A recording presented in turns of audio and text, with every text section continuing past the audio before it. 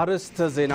ቀዳማይ ሚኒስትር አብይ አሕመድ ኣብ 2030 ዲጂታል ኢትዮጵያ ጋህድን ምግባር ክንሰርሕና ክብሉ ተዛሪቦም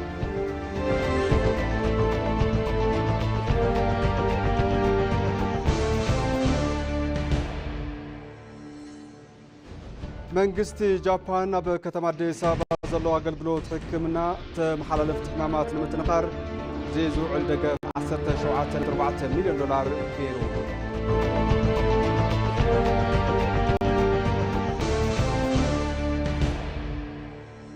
ካብ ዜና ወፃኢ ሓንቲ ገዛፍ መርከብ ሓይሊ ባሕሪ ሜክሲኮ ድልድል ብሩክሊን ብብግጫም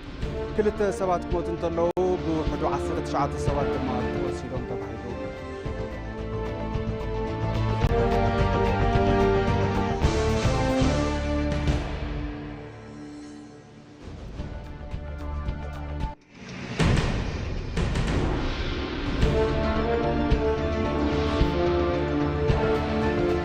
سلام طعنا بلاي زخوركم تملكتنا كما يتعلو لك ساعات شعات تقينو كم تلمود نساعات تدالو زيناتات حزنا متينا لنا زيناتات دامراهم ساهم صنح أنا إبراهيم فسام فلما بحصر زيناتات كنجمر قدامي ሚኒስትር አብይ አሕመድ በ2030 ዲጂታል ኢትዮጵያ ጋህድን ምግባር ክንሰርሕና ክብሉ ተዛሪቦም ቀዳማይ ሚኒስትር ዓበይቲ ሰባት ዘለውዋ ሃገር መንነታን ክብርታታን ዘንጸባረቕ ቴክኖሎጂ ከምኡውን ንኣገደስቲ ድሌታትና ዝምልስ ስርዓት ክንፈጥር ኣለና ክብሉ ገሊጾም እዮም ነዚ ንምዕዋት እቲ ቀዳማይ ስጉምቲ ንመሰረተ ልምዓት ጸዓት ቅልጡፍ ምትሳርን መኽዘን መረዳእታን ዝኸውን ስማርት ስርዓት ምፍጣር ምዃኑ እዮም ኣብርዮም እዚ ድማ መሰረተ ልምዓት ድልዱልን ዘላቕን ክኸውን ከም ዝገብር ገሊጾም እዮም ዲጂታላዊ ሉዓላውነትና ንምሕላው እንጥቀመሉ ስርዓት ውሑስ ክኸውን ኣለዎ እውን ኢሎም እቶም ቀዳማይ ሚኒስትር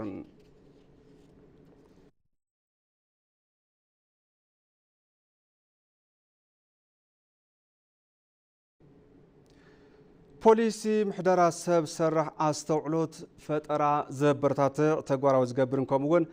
ሓሳብ ማእከል ዝገበረ ክኸውን ከም ዝግባእ ሚኒስትር ጉዳያት ወፃኢ ዶክተር ጌዲዮን ጢሞቴዎስ ሓቢሮም እናተሳለጠ ኣብ ዝርከብ ኤክስፖ ኤቴክስ 2025 ምስ ዓለም ለኸ ፖሊሲ ሰብ ሰራሕ ኣስተውዕሎት ብመዳይ መምርሒኡን ተግባራውነቱን ኣፍሪካ እንታይ ክትመሃር ኣለዋ ብዝብል ምይይጥ ፓናል ተሳሊጡሎም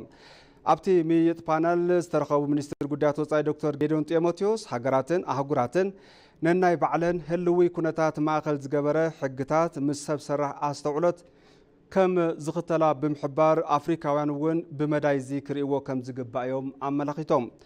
ካብ ጥንካረን ዓውድን ኣፍሪካውያን ብምብጋስ ምስ ሰብ ሰራሕ ኣስተውዕሎት ክህሉ ዝግባእ ፖሊሲ ፈጠራ ዘበረታትዕን ተግባራዊ ዝገብርን ከምኡውን ናብ ርብሓ ዝቕይር ሓሳብ ማእከል ዝገበረ ክኸውን ከም ዝግባእ እቶም ሚኒስትር ጉዳያት ወፃኢ ኣተሓሳሲቦም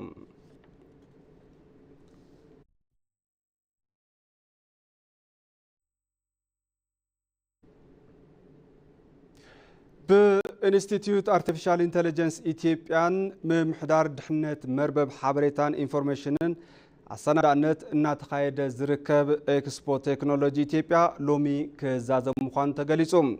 إكسبو تكنولوجي إثيوبيا 2025 لمغون نهزبي كيف تغيلوم نكوعل دايركتور قدات كوميونيكيشن إنستيتيوت آرتيفيشال إنتليجنس تسفاي زودي غليصوم اللوم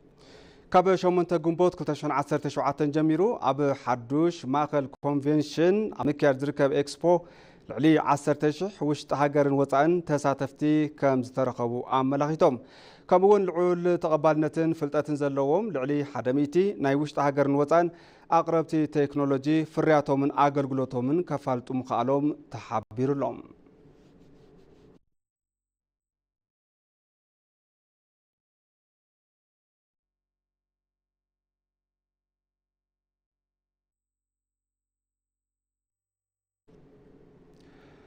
ኣብ ዝሓለፉ 7 ዓመታት ጾር ግዳማዊ ዕዳ ኢትዮጵያ ካብ 30 ሚታዊ ናብ 13.7 ሚታዊ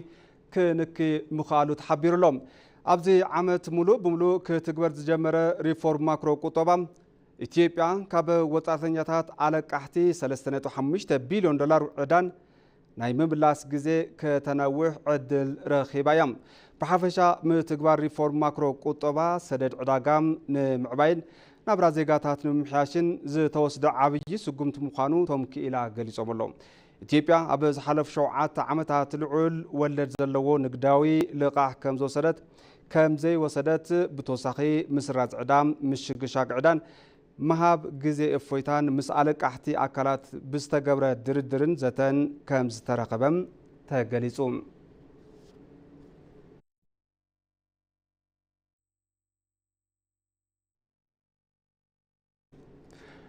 መንግስቲ ጃፓን ኣብ ከተማ አዲስ አበባ ዘሎ ኣገልግሎት ሕክምና ተመሓላለፍቲ ሕማማት ንምጥንኻር ዝውዕል ደገፍ 17.4 ሚልዮን ዶላር ኣሳሊጡ ኣብቲ ሰነድ ስምምዕነት ደገፍ ሚኒስትር ገንዘብ ኣሕመድ ሺዴን ኣምባሳደር ጃፓን ኣብ ኢትዮጵያ ሺበታ ሂሮኖሪን ክታሞም ኣንቢሮም ኣለዉ ኣይት ኣሕመድ ሺዴ መንግስቲ ጃፓን ስርዓት ጥዕና ኢትዮጵያ ንምዝማን ንዝገበሮ ደገፍ ኣመስጊኖም እዮም እቲ ዝተገብረ ደገፍ ናይ ክልቲአን ሃገራት ዲፕሎማሲያዊ ርክብ ብዝበለጸ እናተጠናኸረ ከም ዝኾነ ዘርኢ ምዃኑ እውን ተገሊጹሎም ኣምባሳደር ሺበታ ሂኖሪ ብግዶም መንግስቲ ጃፓን ኣብ ኢትዮጵያ ንዝተፈላለዩ ዓውድታት ዝገብሮ ኩለ መዳይ ደገፍ ኣጠናኺሩ ከም ዝቕጽል ኣረጋጊጾም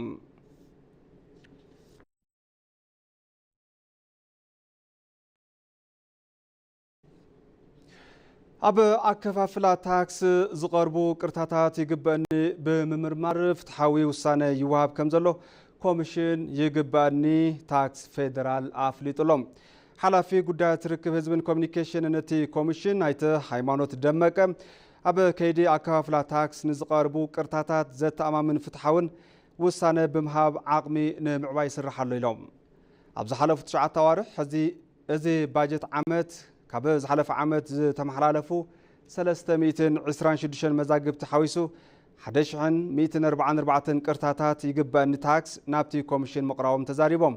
ካብ ዝቐረቡ መዛግብቲ እቶም 691 ዝኾኑ ሙግት ቃል ዝተገበረሎም እንትኾኑ ንውሳነ ኣብ ዝተቆፀሩ 686 መዛግብቲ ድማ ውሳነ ተዋሂቡ እዩ ኢሎም እቶም ኮሚሽነር ናብቲ ኮሚሽን ኣብ ዝቐረቡ ቅርታታት ውሳነ ከባቢ 3.6 ቢልዮን ብር ከም ዝተዋህቦ እውን ገሊጾም እዮም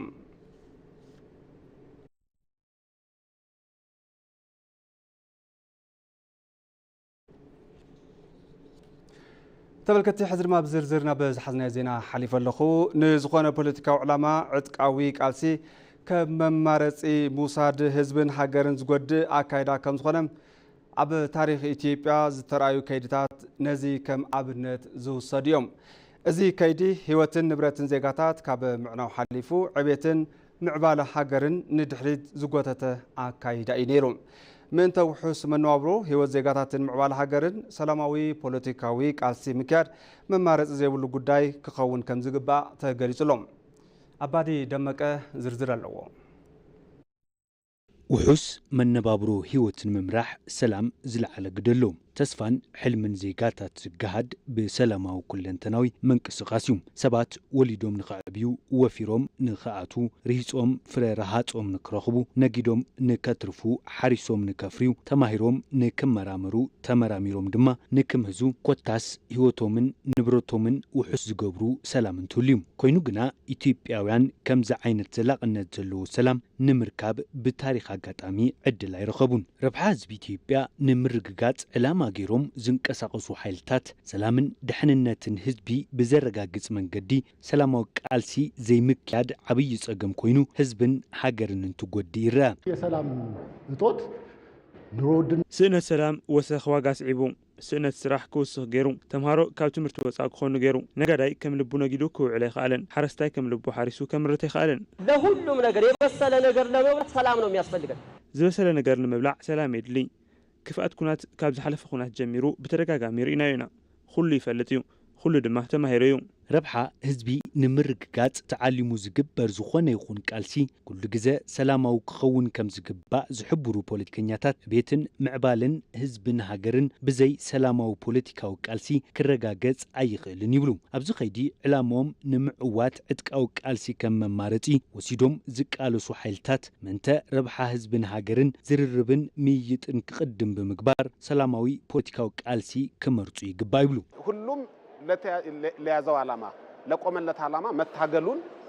አከብራለሁ ሁሉ ንዝሓዙ ዕላማ ቃልሲ ምክያዱ ይኽብር እየ ኮይኑ ግን ኢትዮጵያ ብዝኾነ መልክዕ ተወሳኺ ጥይት የድልያን ስለዝኾነ ካብ ጥይት ንላዕሊ ኣብ ጠረጴዛ ተኣኪብካ ንምልዛብ ኩሎም ሓይልታት ዕድል ክህቡ ይግባእ የሰላማዊ ትግል አማራጭ የሌለው ኢትዮጵያ ውስጥ ኣብ ኢትዮጵያ ሰላማዊ ፖለቲካዊ ቃልሲ ምክያድ መማረጽ ዘይብሉ ጉዳዩ ቅድሚ ሕዚ ዝተኸፍለ መስዋዕትነትን ወለዶን ይኣክል ኢልካ ብዝርርብ ብምይጥን ብሰላማዊ መንገድን ሕቶ ፖለቲካ ምምላስ ዝከኣለሉ ዕድል ምፍጣር የድሊ ሰላማዊ ፖለቲካዊ ቃልሲ ካብ ምምራጽ ወጻኢ ምስ ዝንቀሳቐሱ ሓይልታት ዝቃለሱ ኣካላት ንህዝቦምን ንሃገሮምን ክብሉ ብሰላማዊ መንገዲ ናብ ወገኖም ተጸምቢሮም ሰላሞም ክሕሉ ከም ዝግባእ ዝተሓበረ እንትኸውን ነዚኦም ብምምዓድ ናብ ሰላማዊ መንገዲ ክመጹ ኣብ ምግባር ግደ ዓበይቲ ዓድን መራሕቲ ሃይማኖትን ወሳኒዩ የኛ ልጆች ስለሆኑ እነዚህ ልጆች አጠቃላይ መክሮ ዘክሮ ማምጣት ያለበት የሃይማኖት አባት ነው እዚኦም ደቅናዮም ነዚኦም ሚዕዶም ከምጽወም ዝኽእሉ መራሕቲ ሃይማኖትን ዓበይቲ ዓድን እዮም እዚኦም ብኸምዚ መንገዲ ናብ ሰላም ምምጻእ ተተኻኢሉ ሁሉ ነገር ናብ ዝነበሮ ክምለስ እዩ ለልጆቻችን ህይወት ልንጨነቅ ልንቆረቆር ይገባል ንህይወት ደቅና ክንሓስብን ክንጭነቕን ይግባእ መንግስቲ ሕጊ ምኽባር ስራሕ አጠናኺሩ ክቕጽል ኣለዎ ንሕና ድማ ኣብ ጎኒ መንግስቲ ደው ክንብል ኣለና መንግስቲ ኢትዮጵያ ንሰላም ብዘርአዮ ተደጋጋሚ ቁርብነትን ተበግሶን ዝተፈላለዩ ሓይልታት ሰላማዊ ቃልሲ ንምክያድ ብምውሳን ናብ ወገኖም እናተጸምበሩ ከም ዝርከቡ ይዝከር ተመልከቲ ሕዚ ድማ ናብ ዜና ወጻኢ ክሰግር ሓንቲ ገዛፍ መርከብ ሓይሊ ባሕሪ ሜክሲኮ ምስ ኣብ ከተማ ኒውዮርክ ዝርከብ ድልድል ብሩክሊን ብምግጫዋ ክልተ ሰባት ክሞቱ ከለዉ ብውሕዱ 19 ሰባት ድማ ቆሲሎም እዮም ከንቲባ እታ ከተማ ኤሪክ ኣዳምስ እታ ኳንቶም ብዝብል እትፍለጥ መርከብ ቅድሚቲ ትማሊ ቀዳም ምሸት ዝበፅሐ ሓደጋ ምቁራፅ ሓይሊ ኤሌክትሪክ ከም ዘጋጠመ እዮም ገሊፆም ሰበስልጣን ኣሜሪካ ኣብታ ናይ ደስደስ ጉዕዞ ትገብር ዝነበረት ናይ ልምምድ መርከብ 277 ሰባት ከም ዝነበሩ ተሓቢሩ ከንቲባ ከተማ ኒውዮርክ ኤሪክ ኣዳምስ ኣብ ኤክስ ገጾም ኣብ ዘመሓላለፍዎ ጽሑፍ ክልተ ሰባት ክሞቱ ከለዉ 19 ድማ ቆሲሎም ካብዚኣቶም እቶም ክልተ ኣብ ኣዝዩ ኣሰካፊ ኩነታት ከም ዘለዉ ሓቢሮም እታ 91 ሜትሮ ንውሓትን 12 ሜትሮ ስፍሓትን ዘለዋ መርከብ ብመሰረት ሓይሊ ባሕሪ ሜክሲኮ ንመጀመርታ ግዜ ኣብ 1982 ዓመተ ምህረት ፈረንጂያ ስራሕ ጀሚራ ነይራ ድልድል ብሩክሊን ድማ ዝኾነ ዓብይ ጉድኣት ስለ ዘየጋጠሞ ድሕሪ ምርመራ ዳግማይ ተኸፊቱ ስራሕ ምጅማሩ ቢቢሲ ጸብጺቡ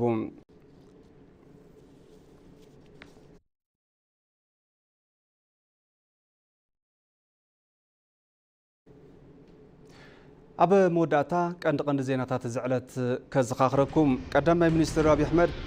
ኣብ 2030 ዲጂታል ኢትዮጵያ ጋህድን ምግባር እንሰርሕ ኢና ኢሎም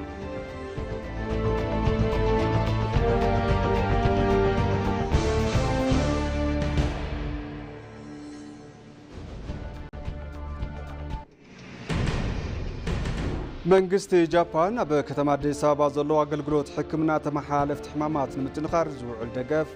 17.4 ሚልዮን ዶላር ገይሩ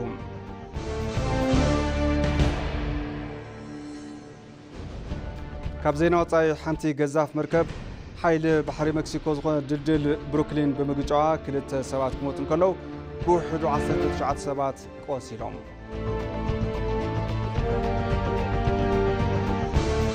ባርከስ ተመልከቲ ማዕድ ዜና በዚ ዛዚምና ስለምክታርኩም አዝና ነመስግን ሰላም